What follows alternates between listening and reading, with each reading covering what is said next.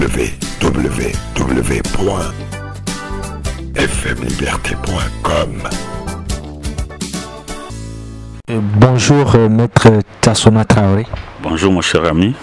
Je rappelle que vous êtes le président du mouvement citoyen pour la démocratie et le développement MCD, parti politique de l'opposition togolaise. Merci d'avoir accepté de répondre aux questions de FM Liberté, la radio de la diaspora africaine qui émet depuis Chicago aux États-Unis. Et tout d'abord, pour commencer cet entretien, dites-nous, Maître, comment se porte votre parti? Notre parti se porte très bien, mais d'abord permettez que je salue nos compatriotes de la diaspora qui nous sont très chers. Nous savons combien ils se décarcassent chaque jour que Dieu fait pour permettre à nos compatriotes de rester au pays, de chauffer la marmite et de nourrir la famille. Malheureusement, nous sommes dans un environnement politique qui ne permet pas à nos compatriotes de revenir au pays pour donner le meilleur de ce qu'ils ont appris et de ce qu'ils ont acquis et satisfaire les ambitions qu'ils ont pour ce pays. Tant nous avons un pays qui est fermé, qui ne veut faire grand effort en direction de cette diaspora et qui est aussi notre région, énième région, et auquel nous pensons beaucoup. Malgré tous nos appels pour que cette diaspora ait droit de vote, on a un régime qui est resté fermé. Nous pensons que Dieu fera un jour, nos compatriotes pourront être citoyens à part entière et non des citoyens entièrement à part, comme on le constate aujourd'hui.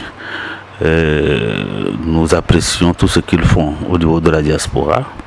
Nous saluons également les promoteurs de cette radio sur laquelle nous nous exprimons peut-être pour la première fois depuis les élections, pour dire que comme toutes les autres radios de la diaspora, nous suivons de près le travail qu'ils font, c'est énorme. Accompagner les acteurs politiques, éclairer cette diaspora qui n'est pas au pays, c'est grâce à eux que nous arrivons à le faire et que nous avons besoin de leur accompagnement en tant qu'acteurs politiques pour que nous puissions alimenter de par leurs suggestions les actions que nous posons chaque jour que Dieu fait sur le terrain politique.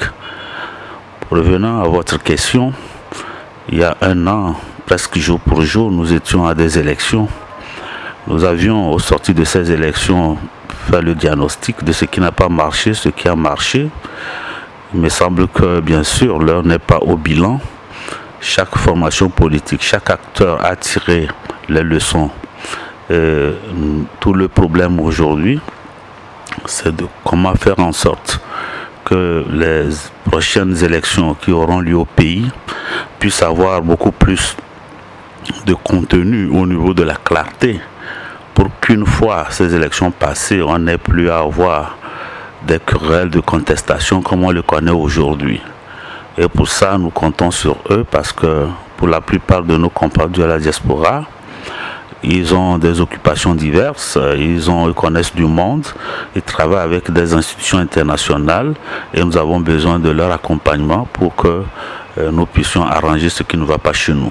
Dans vos propos, vous avez évoqué les élections d'avril passé dont vous étiez candidat. Vous n'avez pas, du côté de l'opposition, réussi à avoir les réformes, le conclave que vous aviez organisé qui ne s'est pas plus ou moins bien passé aussi. Vous avez contesté le choix de Maître Bédia Pévon, qu'avait choisi votre coalition arc-en-ciel à l'époque, et vous êtes présenté en solo, si je peux m'exprimer ainsi.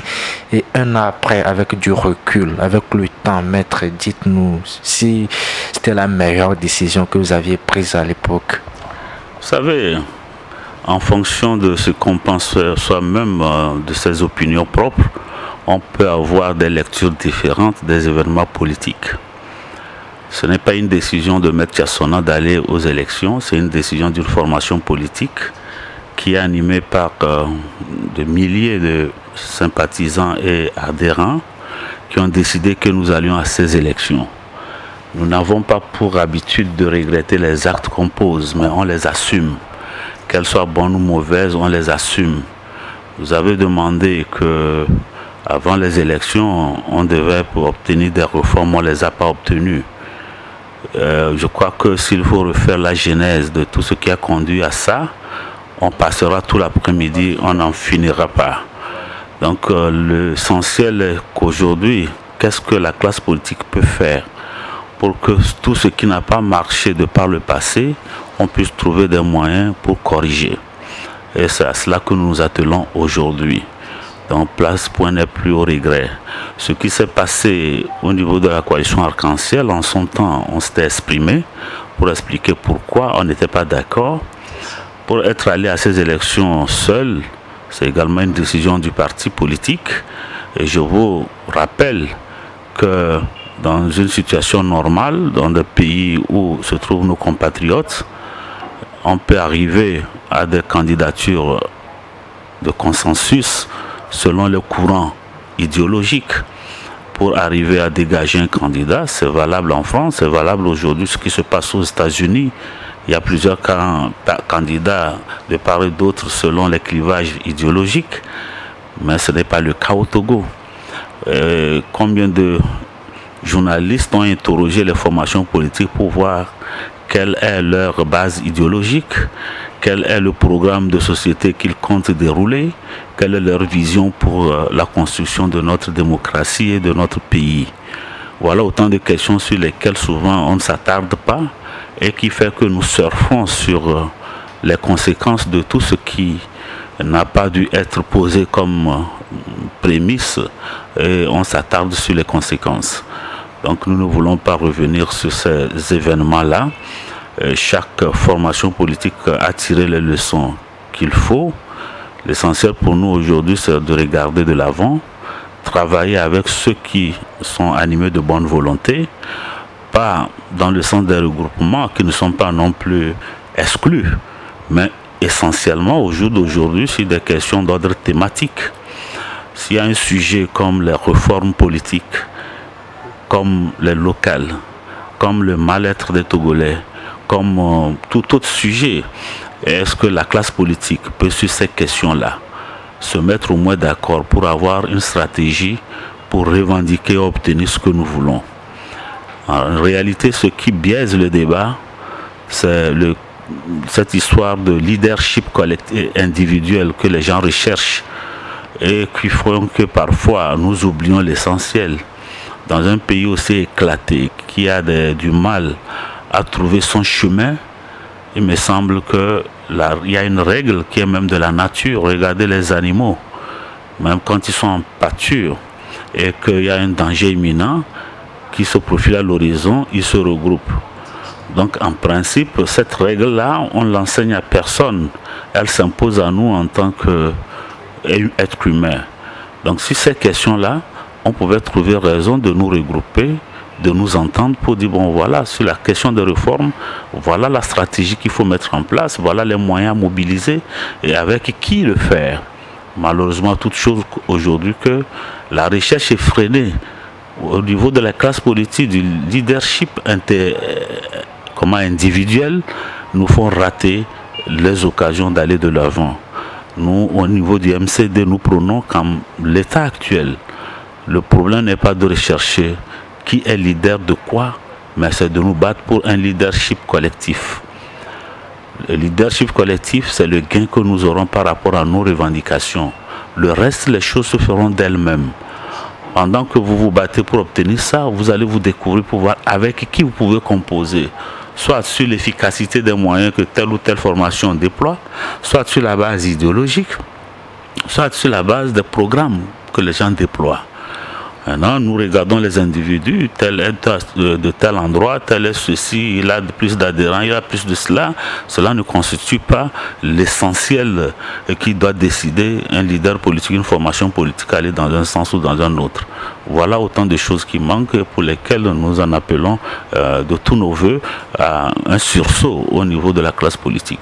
Merci maître pour tous ces éclaircissements. Et ces élections ont donné la victoire de M. Faure-Gnassingbé, qui était le candidat à sa propre réélection, qui a entamé depuis un an déjà son troisième quinquennat. Dites-nous, maître, depuis un an, est-ce que vous avez vu de changements notables ou bien c'est le statu quo? Vous savez que je ne fais pas de langue de bois si vous m'écoutez souvent. Je dis ce que je pense. Nous avons vu un candidat du Parti Unir battre campagne lors des élections sur ce qu'il appelle ses réalisations, sans véritable programme de société. Tout ce qu'on nous a montré à la télé, il a fait des routes, j'ai fait ceci, j'ai fait cela, mais il n'y avait pas un véritable projet de société derrière qui tracerait la trame de son action une fois élu. Du coup, pendant la campagne, il y a eu un glissement pour nous dire que s'il gagnait, il plaçait son mandat sur le volet social. Ce qui explique qu'aujourd'hui, après un an, sur le terrain social, nous piétinons, on n'a rien vu venir. Voyez-vous, aujourd'hui, la nature de notre pays, la jeunesse qui est délaissée à elle-même, les fonctionnaires qui peuvent justifier d'un salaire minimum, ce n'est pas un gros salaire, toute catégorie confondue ne dépasse pas les 60 000 sur les 6 millions, à peine combien? Ça fait combien? Moins de 2% de la population. Qu'est-ce qu'on peut bâtir de durable au niveau économique et social avec une masse salariale qui représente à peine 5% de ce que les gens attendent? Pas grand-chose. Regardez aujourd'hui cette jeunesse-là qui se cherche au niveau du travail et qui est obligée, malgré les diplômes accumulés, durant des années, puisque faute d'emploi, se tourner vers ce métier ingrat des émigrants qui utilise à lui seul aujourd'hui plus de 60 000, plus de 600 000 personnes à travers tout le pays. Cela dénote de l'échec du système depuis les indépendances à ce jour, qu'on n'a pas pu aujourd'hui définir pour le Togo une véritable feuille de route au plan de vue économique et social. Nous pataugeons, nous naviguons à vue. Le nombre de nos compatriotes qui depuis les 6 derniers mois ont quitté le pays, on n'a pas idée. Nous avons même des informations comme quoi il y en a qui ont été des naufragés dans la mer méditerranéenne, sans que le gouvernement togolais ne cherche même à savoir et à communiquer autour de ça. Voilà autant de choses qui disent qu'aujourd'hui, s'il faut continuer avec ce régime-là, tel que ça se passe, nous ne savons pas d'ici les 4 prochaines années qu'est-ce qui restera du Togo. C'est pour ça qu'il faut qu'on se réveille, qu'on resserre les liens, qu'on travaille sur des sujets d'autres thématiques, qu'on cesse de se jeter la pierre. Parfois, nos compatriotes qui sont à l'étranger, on écoute leur ras-le-bol. L'opposition togolaise ne fout rien, que nous ne faisons que sur place, de tout ça là. Mais écoutez, le champ est ouvert. Nous voulons que la contribution de tout le monde pour nous aider à aller de l'avant. Ils peuvent, bien sûr, qu'ils n'ont pas le droit de vote, mais ils ont quand même le droit d'accompagner les formations politiques qui sont sur le terrain à faire évoluer les choses. Donc c'est un appel que nous les lançons. Donc sur le volet social, je n'ai pas besoin de vous faire la photo. Vous vivez au Togo, vous savez comment les gens vivent. Beaucoup de nos compatriotes peinent à trouver de quoi manger chaque jour. Donc il ne faut pas aller les quelques routes qu'on a fait. C'est bien, c'est un bon début sur la construction des infrastructures, mais il n'y a pas que ça. Les gens en attendent mieux. L'école aujourd'hui doit être repensée. Cette école aujourd'hui, elle produit quoi? La plupart du temps, des chômeurs. L'école n'est plus adaptée aux besoins de l'emploi de notre jeunesse. Il faut ouvrir plus de possibilités. Des centres de formation professionnelle, des institutions d'encadrement de la jeunesse, lorsqu'elle quitte l'école, quel que soit le niveau social duquel l'individu vient, pouvoir trouver de quoi satisfaire ses besoins fondamentaux. Nous avons nos hôpitaux, tout cela aujourd'hui c'est devenu des mouroirs. Quand vous arrivez à l'hôpital que vous ne pouvez pas payer les droits d'entrée, on ne vous soigne pas. Dans quel pays vous avez vu ça?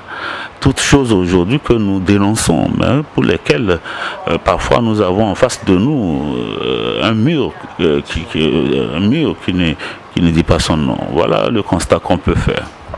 Maître, merci beaucoup. Et là, revenons un peu sur votre parti, le MCD, qui a effectué tout récemment sa rentrée politique, que vous avez mis sous le sceau du bouillon social.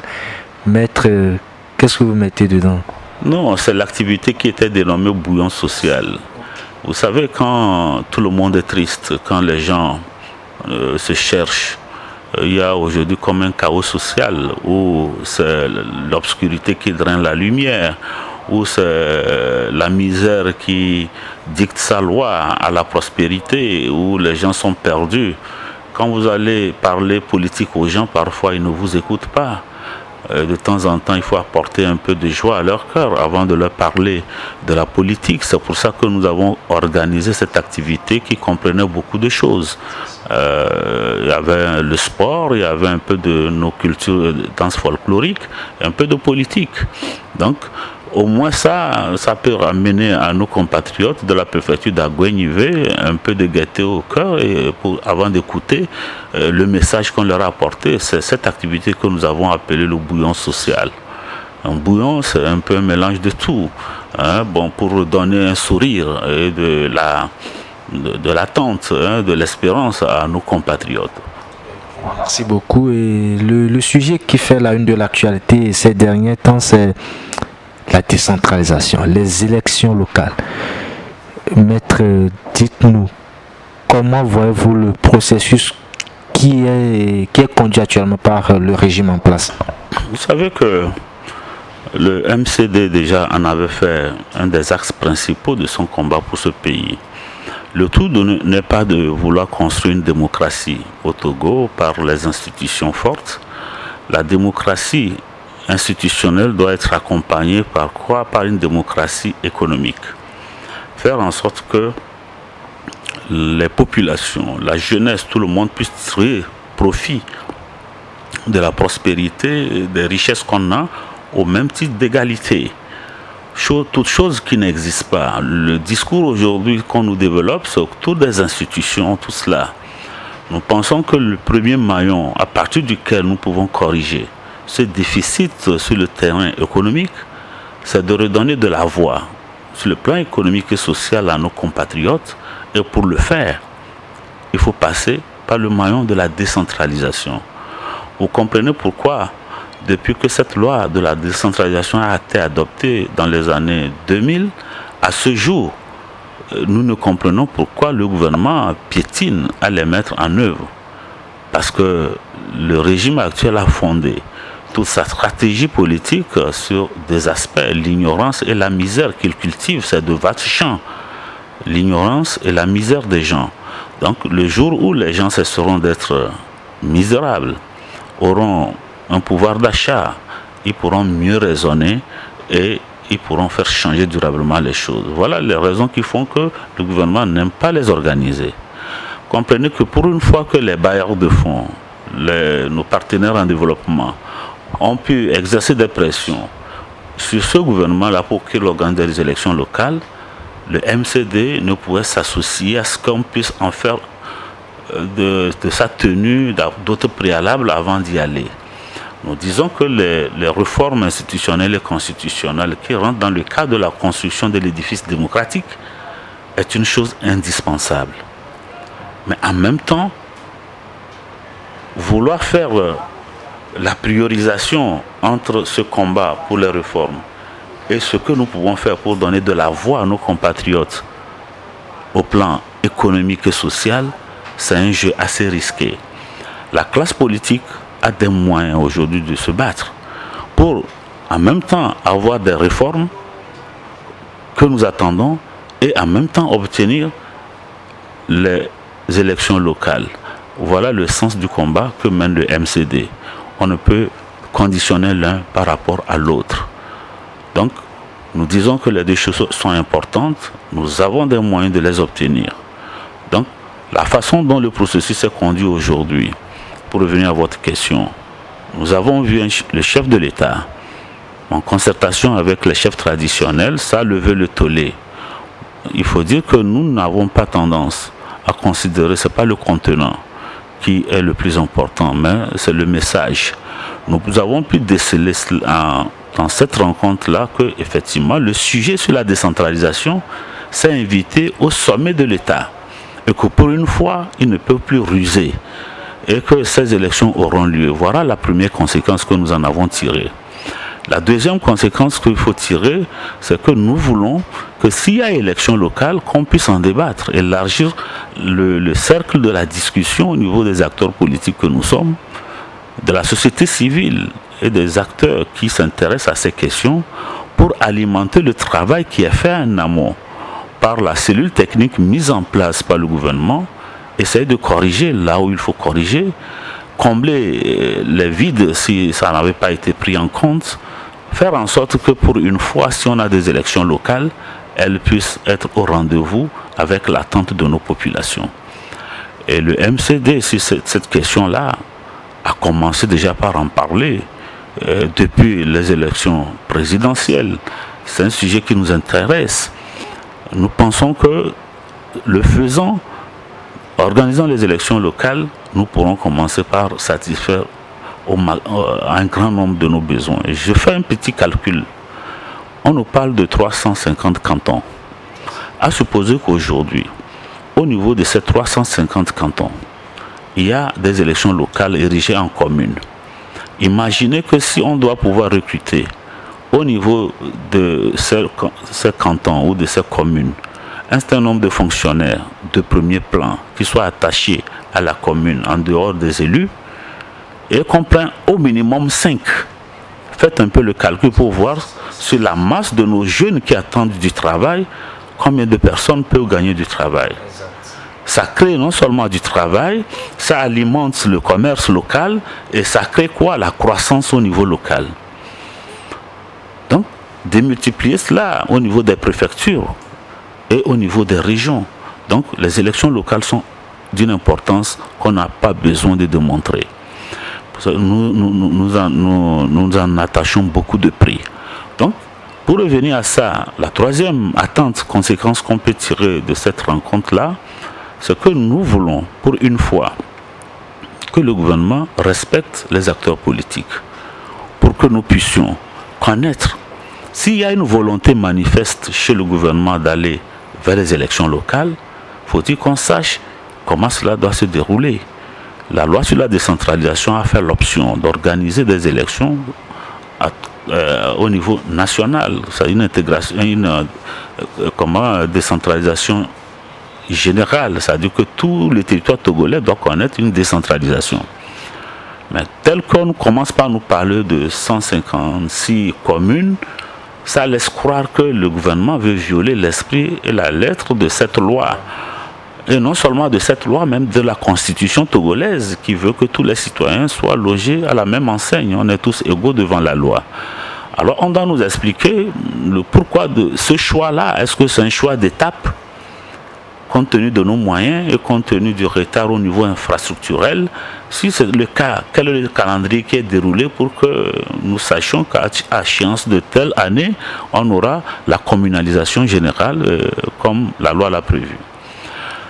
La deuxième, la quatrième conséquence, c'est-à-dire observation qu'on peut faire, si tel est le cas, nous avons également aujourd'hui des régions, c'est-à-dire des préfectures ou des regroupements au niveau des localités qu'on pourrait ériger facilement en préfecture pour booster leur développement, pour accompagner la décentralisation.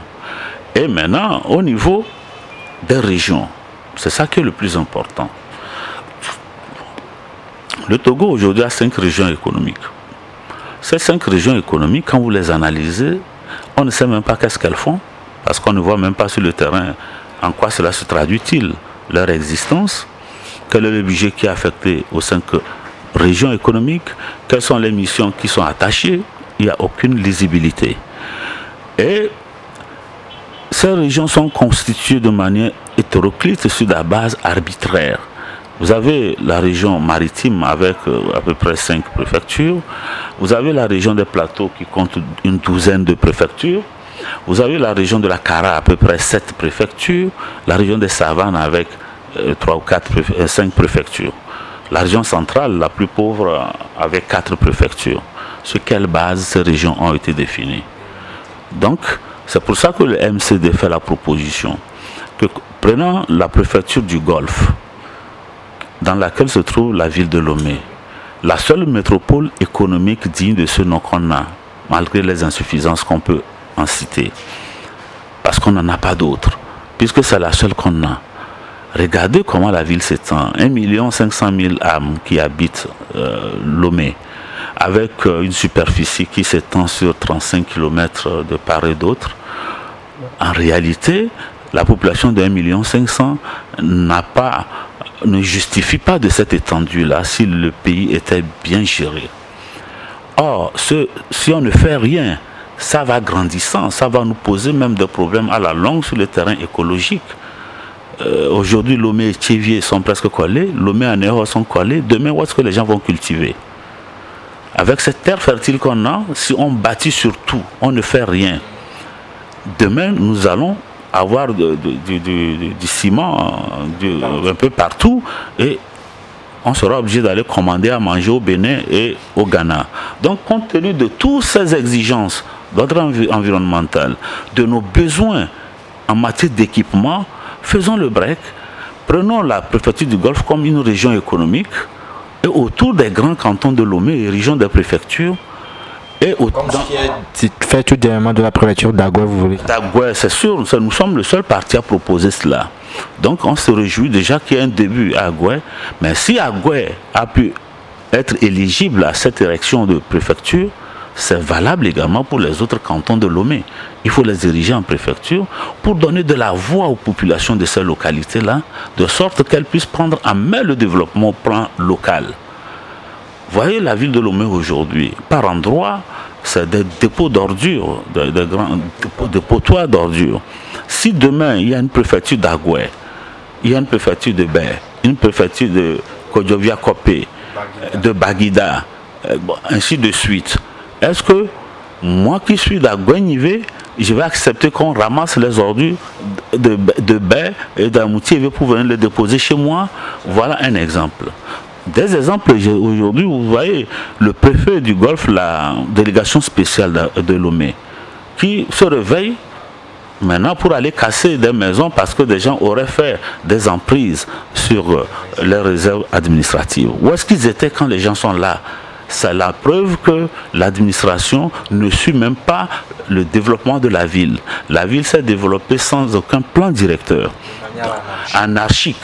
Donc c'est pour ça que il est besoin aujourd'hui, fondamentalement, pour pouvoir recadrer, reprendre le développement de nos villes en main, qu'au moins pour la préfecture du Golfe, on la divise en préfecture avec des élus locaux qui viendront accompagner l'action du pouvoir central dans ces localités-là pour mettre ces localités non seulement sur le travail de construction de leur localité, mais également en concurrence positive pour que des exemples qui sont développés dans une préfecture voisine puissent servir de levier ou d'interpellation pour les populations pour faire mieux dans d'autres coins. Voilà autant de choses que le MCD propose pour la préfecture du Golfe. Merci beaucoup. Pour ce qui est de la région des plateaux qui comptent aujourd'hui une douzaine de préfectures, qu'est-ce qui justifie cela? Donc nous faisons la proposition également d'éclater cette grande région-là en au moins 4 ou 5 régions, en érigeant d'autres localités en préfecture. Vous prenez des agglomérations comme Wahala, comme Gléi, c'est de grosses agglomérations dont la population parfois dépasse certaines préfectures qu'on a créées. Il faut les ériger et maintenant éclater cette région-là en 4 ou 5 régions économiques, autour des grands pôles économiques que Notien, Atakpamé, Badou, Palimé et Tabligo, pour qu'on puisse asseoir un développement harmonieux et intégré au niveau de ces régions économiques. Il en est de même de la région de la Kara, dans laquelle aujourd'hui il y a 7 préfectures dont les habitants n'ont rien en commun. Donc nous proposons au niveau du MCD d'éclater la région de la Kara en 2 régions. La région du Grand Bassar et la région de Kara, restée, qui sera là, mais en retranchant la préfecture d'Assoli, qui n'a rien à voir dans cette région-là, pour revenir dans son giron de la région centrale. Parce que c'est les mêmes peuples qui ont les mêmes coutumes, les mêmes habitudes, qu'on a divisé. Cette politique de diviser là pour régner a fait son temps, mais on ne peut pas continuer. Voilà des choses que le MCD propose pour que nous puissions prendre notre développement en main depuis la base. On espère que vos propositions vont tomber dans des oreilles attentives. Et dites-nous, monsieur Maître Tassola Traoré, bientôt le Togo va fêter ses 56 ans d'indépendance. 56 ans dans la vie de quelqu'un, c'est beaucoup. Ça fait presque 2 générations. Alors, dites-nous, est-ce que depuis nos indépendances jusqu'alors, quel est le grand défi qu'attendent les Togolais pour leur développement? Vous savez, les défis sont multiples. On a, depuis 1960 à ce jour, on n'a pas eu de répit. Il y a déjà en 63 le premier coup d'État, suivi de celui de 66, 67, qui nous a installés dans le parti unique depuis 69 jusqu'aux années 1990. Et depuis les années 90 à ce jour, nous peinons à asseoir une démocratie. Donc, il y a déjà ce problème d'ordre institutionnel. Mais il y a un autre problème qui n'est pas des moindres. Nous avons longuement parlé des problèmes économiques et sociaux qu'on n'a pas pu enclencher. On n'a pas de modèle économique digne de ce nom. Parce que, en réalité, le politique est au service de l'économique. Toutes les actions politiques doivent servir quoi? C'est l'économique et le social que la politique doit servir. Mais aujourd'hui, c'est le contraire qu'on observe. On voit que tout le discours politique, tout le discours, toutes les stratégies, c'est au profit seulement du politique au détriment de l'économique et du social. Donc, il faut asseoir un vrai modèle économique que serviront demain tout le discours politique et que les institutions qu'on pourra monter après puissent être au service de l'économique et du social et du culturel qui vient en troisième position. Donc voilà le deuxième défi. Le troisième défi aujourd'hui, c'est qu'on a un pays qui est éclaté. Il n'y a pas on a semblé nous parler que c'est un problème uni. Bien sûr, il y a la paix qui règne. Les gens ne se font pas la guerre, on ne s'attaque pas entre nous. Mais que vaut une paix si les gens sont malheureux? On ne peut pas bâtir une unité nationale en niant nos réalités, ce que nous sommes nous-mêmes. Le Togo est un petit pays, 56 000 km², mais avec une pléiade de communautés distinctes des unes des autres, parfois qui n'ont rien en commun au plan culturel, autant anthropologique. En réalité, la construction de cette unité-là doit prendre pour base la fédération de toutes ces énergies-là pour construire quelque chose de valable. Même les grandes nations n'ont pas échappé à cette réalité. Vous prenez la France n'a pas échappé à ça, parce qu'on tient compte des gens de l'outre-mer qui ont une spécificité qu'on respecte. On tient compte des gens de l'île de Beauté, c'est-à-dire la Corse, on tient compte de leur spécificité. Également la Belgique, qui est constituée autour de ces grandes communautés, la Suisse, le Benelux et tout ça n'ont pas échappé à cette réalité. Donc nous ne pouvons pas non plus ignorer ces différences-là pour bâtir cette unité-là. Donc c'est le déni de tout ça qui nous met dans la situation dans laquelle nous sommes aujourd'hui. Et également, les grands corps de l'État, il y en a combien? 3 fondamentalement. Il y a l'administration centrale, et il y a l'armée, et il y a la justice. C'est les 3 choses qui constituent l'armature d'un État. Il faut faire en sorte que ces rééquilibrages au niveau de la prise en compte de nos différences au niveau régional, au niveau ethnique, puissent se ressentir à ces niveaux-là pour avoir une administration qui est équilibrée et qui n'est pas une administration où on sent la présence presque hyper nombreuse d'une communauté au détriment des autres. On se retrouve ça dans les 3 corps. Ce n'est pas une bonne démarche si on veut bâtir un pays. Donc après 56 ans, nous avons encore du pain sur la planche. Merci beaucoup, maître. Avant d'avoir votre mot de la fin, qui sera un message à nos frères et sœurs de la diaspora, et beaucoup plus de ceux qui sont ici et à Lomé aussi. Et dites-nous, tout dernièrement, concernant ces cérémonies de 27 avril, le chef de file de l'opposition, M. Jean-Pierre Fabre, a dit qu'il déclinerait toute invitation qui viendrait de la part des autorités officielles. Quelle appréciation faites-vous de cette position? Non, le MCD a une ligne politique qui consiste à ne pas interpréter le comportement, les points de vue de nos amis de l'opposition. Nous respectons les avis, les comportements, les attitudes de chacun. Mais par rapport à la fête de l'indépendance, si vous demandez notre opinion à nous, pendant des années, cette fête a été reléguée au second plan, même oubliée, mise sous éteignoir. C'est l'ensemble des Togolais qui se sont battus pour rappeler à ceux qui gouvernaient que l'unique fête nationale qu'on a, c'est le 27 avril. Ce n'est pas une fête d'Nyasingbe, ce n'est pas une fête d'une communauté, c'est une fête nationale et le MCD attache un prix à cela. Je vous rappelle que l'an dernier, on a eu des élections présidentielles le 25 avril. Le 26, ils se sont précipités pour proclamer des résultats comme vous les connaissez. J'étais rentré à Lomé le 26, j'ai trouvé un carton qu'on m'invitait à la fête du 27 avril. Je m'étais présenté. Parce que la fête du 27 avril appartient à l'ensemble des Togolais. Et que ce n'est pas, elle n'appartient à personne. Pour nous, il ne faut même pas lésiner. On peut aller à cette fête-là parce que si demain nous prenons le pouvoir, ça sera également notre fête à nous. Donc nous ne nous débinons pas par rapport à cette fête. Voilà la position que nous exprimons. Maître, quel est votre message pour tous ces Togolais?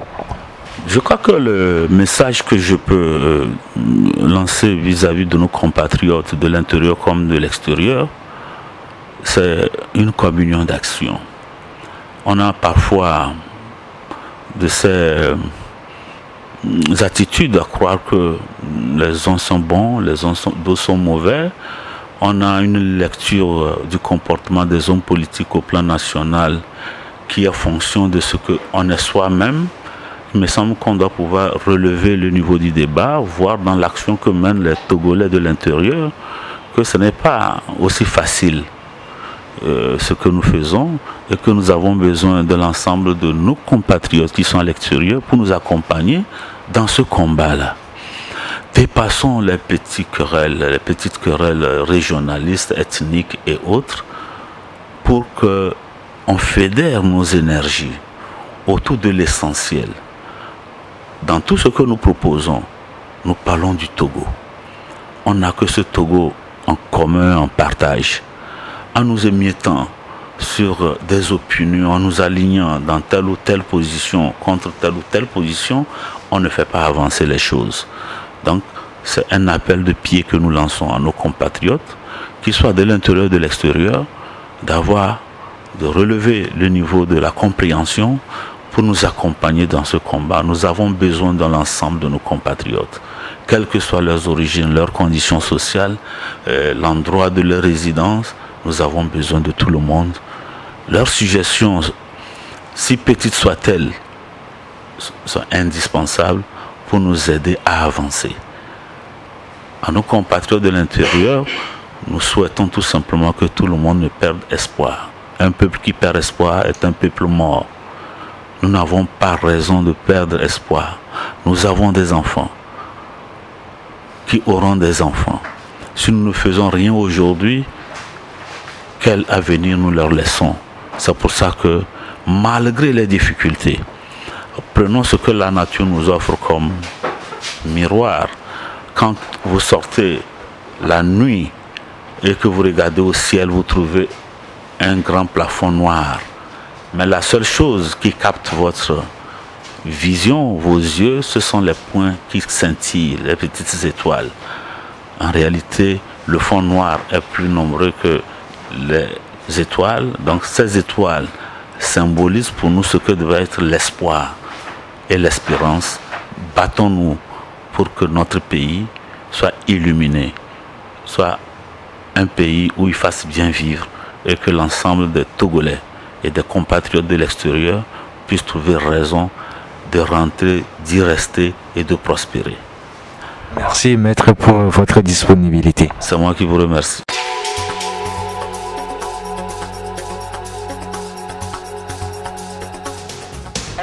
Liberté, l'esprit du patriote.